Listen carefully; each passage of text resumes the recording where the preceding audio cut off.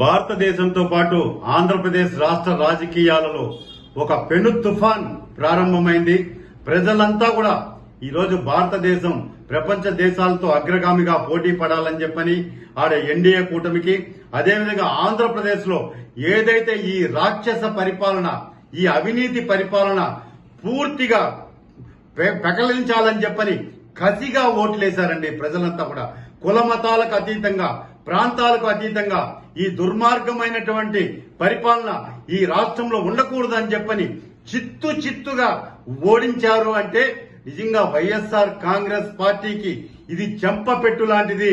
ముఖ్యంగా తిరుపతి పవిత్ర పుణ్యక్షేత్రం శ్రీ వెంకటేశ్వర స్వామి పాదాల చెంత ఉన్న మేమంతా కూడా పదే హెచ్చరించాం ఈ రాష్ట్ర ప్రభుత్వాన్ని. అయ్యా జగన్మోహన్ రెడ్డి, వెంకటేశ్వర స్వామి జోలికి రావద్దు, వెంకటేశ్వర స్వామితో చెలగాటం ఆడద్దు, ఆయన డబ్బుని తాకద్దు, నిప్పుతో చెలగాటం అగ్గిని తాకినట్లే అని చెప్పి హెచ్చరిస్తే అధికార బలంతో, అహంకారంతో కళ్ళు నెత్తికెక్కి ఈడ ఒక అధర్మారెడ్డి, ఒక నీచుడు, ఒక ధర్మారెడ్డిని తీసుకొచ్చి నువ్వు కొండ మీద మూడోసారి కూర్చోబెట్టి వెంకటేశ్వర స్వామికే పంగనామాలు పెట్టాలనుకుంటావా?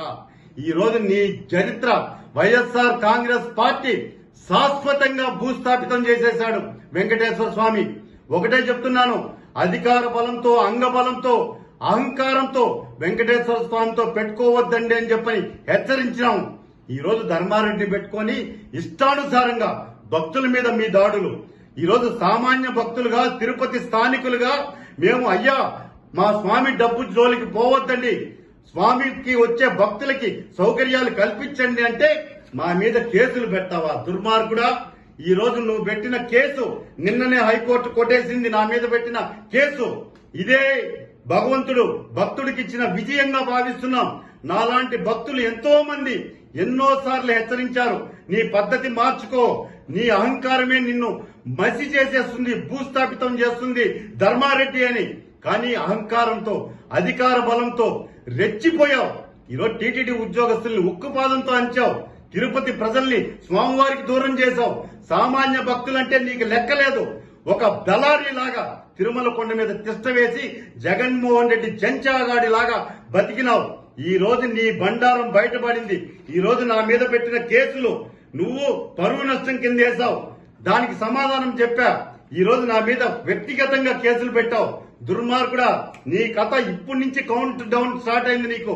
నువ్వు ఎక్కడికి పోయినా కూడా ఈ 5 సంవత్సరాల కాలంలో తిరుమల తిరుపతి దేవస్థానంలో ధర్మారెడ్డి అధర్మంగా చేసిన పనుల మీద విచారణకు ఆదేశిస్తాం.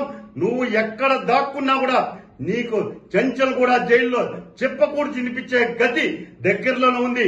అది నేను చెప్పడం కాదు, సాక్షాత్ వెంకటేశ్వర స్వామి నీకు ఇప్పటికే చెంప చెల్లుమనిపించాడు. ఈ రోజు వస్తున్నటువంటి ఫలితాలతో నీకు చివరిగా పూర్తిగా భక్తులంతా కూడా తిరగబడి గుడ్డలిప్పి కొట్టే రోజులు అతి త్వరలోనే ఉన్నాయి. ఎక్కడికి తప్పించుకోలేవు ధర్మారెడ్డి, నీకు అంతం కాదిది. నీ కథ ఇప్పుడు ప్రారంభమైంది, కాసుకో అని చెప్పి ఒక శ్రీవారి భక్తుడిగా, వెంకటేశ్వర స్వామిని మనస్ఫూర్తిగా కొలిచే ఒక సామాన్య భక్తుడిగా నీ అంతం కాదు, నీకు పతనం ప్రారంభమైంది.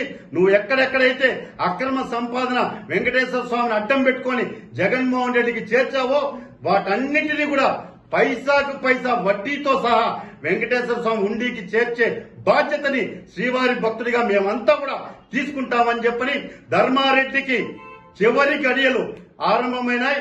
తోలు ఒలిచేస్తారు భక్తులంతా కూడా.